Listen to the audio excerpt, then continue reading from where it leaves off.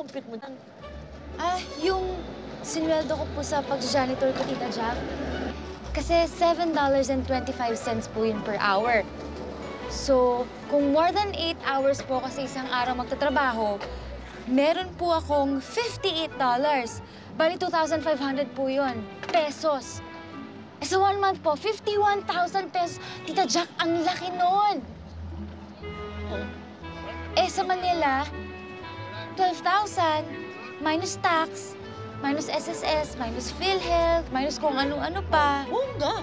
Lalo na po siguro kung legal yung trabaho ko. Oo naman, kasi kapag may green card ka na, covered ka na ng lahat ng labor laws. Tapos, yung pagtrato sa'yo, yung pagpapasweldo sa'yo, naku, lahat yun, patas na. Paano po ba ako magkakaroon ng green card? Yan ang aasikasuhin natin, yung green card mo. Yung kahit na anong trabaho. Alam mo yun, yung hindi maghahanap ng papeles, hindi tatanungin kung legal ka. Mahabang proseso po ba yun? Gusto ko po kasing dalhin yung pamilya ko dito eh. Yun po kasi yung pangarap ni Nanang para sa amin. Ayun lang. Talagang mahaba-habang proseso yun. Parang taon ang bibilangin mo eh. But for the meantime, kailangan gawa ka na muna ng ibang trabaho. Yung trabaho na, alam mo na, kahit madumi, yung hindi hahanapin ng iba't gagawin ng iba. Dito sa Amerika, at the end of the day, kailangan kaya mo alagaan ang sarili mo. Dito sa Amerika, kailangan matuto ka na lunukin ang pride mo. Kayang-kaya ko yan, Tita Jack. Para sa pamilya ko, gagawin ko lahat. Tsaka ayoko na din kasing masaktan si Tatang eh. Sobrang lungkot po kasi niya nung nawala si Nanang. Kaya ako ayoko na pong mabigo dito sa Amerika. Para kay Tatang.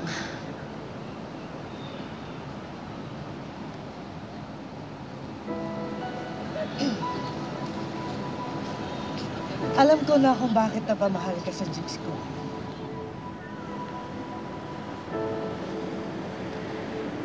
Dahil sa kapasidad mo magmahal. Mahal na mahal mo ang pamilya mo, no? Katulad din, no, nung nagsisimula ako. Pero sa'yo, bilib ako. Biruin mo, ilang linggo ka pa lang, pusong OFW ka na. Ano po yung pusong OFW, Tita? Pusong OFW. Yung lahat isasakripisyo mo. Dugo, pawis, karangalan,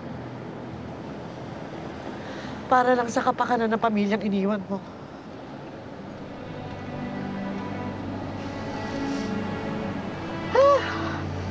Nako! Tama na nga. Bago ituloy ang dramahan natin dito. Come on, let's go! Tara, let's go!